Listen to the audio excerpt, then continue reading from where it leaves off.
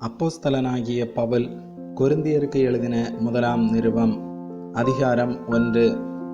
தேவனுடைய சித்தத்தினாலே இயேசு கிறிஸ்துவின் அப்போஸ்தலனாகும்படி அழைக்கப்பட்டவனாகிய பவுலும் சகோதரனாகிய சொஸ்தனேயும் கொரிந்துவிலே கிறிஸ்து இயேசுவுக்குள் பரிசுத்தமாக்கப்பட்டவர்களாயும் பரிசுத்தவான்களாகும்படி அழைக்கப்பட்டவர்களாயும் இருக்கிற தேவனுடைய சபைக்கும் எங்களுக்கும் தங்களுக்கும் ஆண்டவராயிருக்கிற நம்முடைய கர்த்தராகிய இயேசு கிறிஸ்துவின் நாமத்தை எங்கும் தொழுது கொள்ளுகிற அனைவருக்கும் எழுதுகிறதாவது, நம்முடைய பிதாவாகிய தேவனாலும் கர்த்தராகிய இயேசு கிறிஸ்துவினாலும் உங்களுக்கு கிருபையும் சமாதானமும் உண்டாவதாக.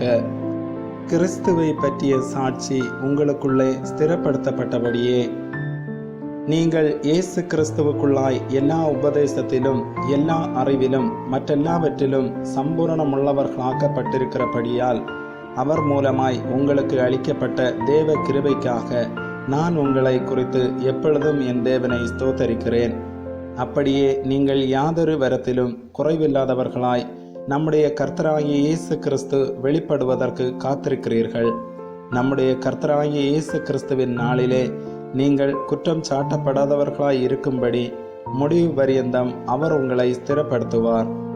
தம்முடைய குமாரனும் நம்முடைய கர்த்தருமாயிருக்கிற இயேசு கிறிஸ்துவுடனே ஐக்கியமாயிருப்பதற்கு உங்களை அழைத்த தேவன் உண்மை உள்ளவர்.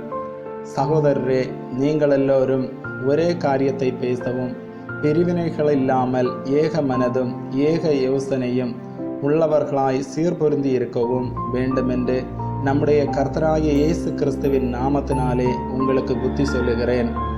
ஏனெனில் என் சகோதரரே, உங்களுக்குள்ளே வாக்குவாதங்கள் உண்டென்று குலோவேயாளின் வீட்டாரால் உங்களை குறித்து எனக்கு அறிவிக்கப்பட்டது. உங்களில் சிலர் நான் பவுலை சேர்ந்தவன் என்றும் நான் அப்பல்லோவை சேர்ந்தவன் என்றும் நான் கேபாவை சேர்ந்தவன் என்றும் நான் கிறிஸ்துவை சேர்ந்தவன் என்றும் சொல்லுகிறபடியால் நான் இப்படி சொல்லுகிறேன். கிறிஸ்து பிரிந்திருக்கிறாரா? பவுலா உங்களுக்காக சிலுவையில் அறையப்பட்டான்? பவுலின் நாமத்தினாலேயா ஞானஸ்நானம் பெற்றீர்கள்?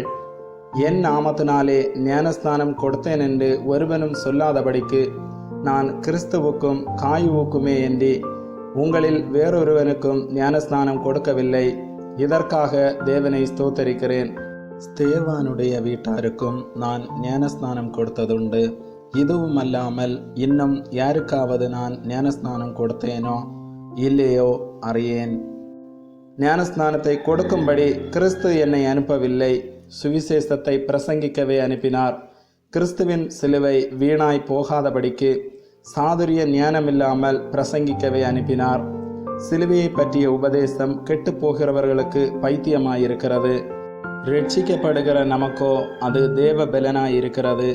அந்தபடி ஞானிகளுடைய ஞானத்தை நான் அழித்து புத்திசாலிகளுடைய புத்தியை அவமாக்குவேன் என்று எழுதியிருக்கிறது. ஞானி எங்கே? வேதபாரகன் எங்கே? இப்பிரபஞ்ச தர்க்க சாஸ்திரி எங்கே? இவ்வுலகத்தின் ஞானத்தை தேவன் பைத்தியமாக்கவில்லையா?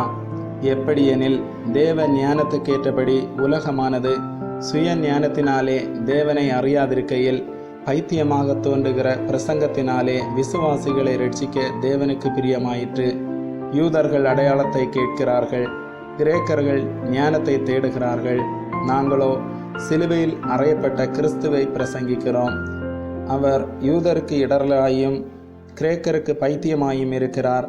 ஆகிலும் யூதரானாலும் கிரேக்கரானாலும் எவர்கள் அழைக்கப்பட்டிருக்கிறார்களோ அவர்களுக்கு கிறிஸ்து தேவ பலனும் தேவ ஞானமுமாயிருக்கிறார். இந்தபடி தேவனுடைய பைத்தியம் எனப்படுவது மனுஷருடைய ஞானத்திலும் அதிக ஞானமாயிருக்கிறது. தேவனுடைய பலவீனம் எனப்படுவது மனுஷருடைய பலத்திலும் அதிக பலமாயிருக்கிறது. எப்படியெனில் சகோதரரே, நீங்கள் அழைக்கப்பட்ட அழைப்பை பாருங்கள். மாம்சத்தின்படி ஞானிகள் அநேகரில்லை, வல்லவர்கள் அநேகரில்லை, பிரபுக்கள் அநேகரில்லை.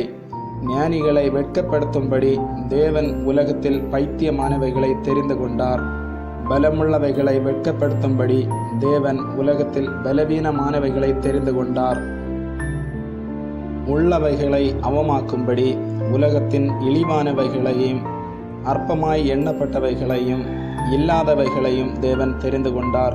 மாம்சமான எவனும் தேவனுக்கு முன்பாக பெருமை பாராட்டாதபடிக்கு அப்படி செய்தார். அந்தபடி நீங்கள் அவராலே கிறிஸ்து இயேசுவுக்குட்பட்டிருக்கிறீர்கள். எழுதியிருக்கிறபடி மேன்மை பாராட்டுகிறவன் கர்த்தரை குறித்தே மேன்மை பாராட்டத்தக்கதாக அவரே தேவனால் நமக்கு ஞானமும் நீதியும் பரிசுத்தமும் மீட்புமானவர். ஆமென்.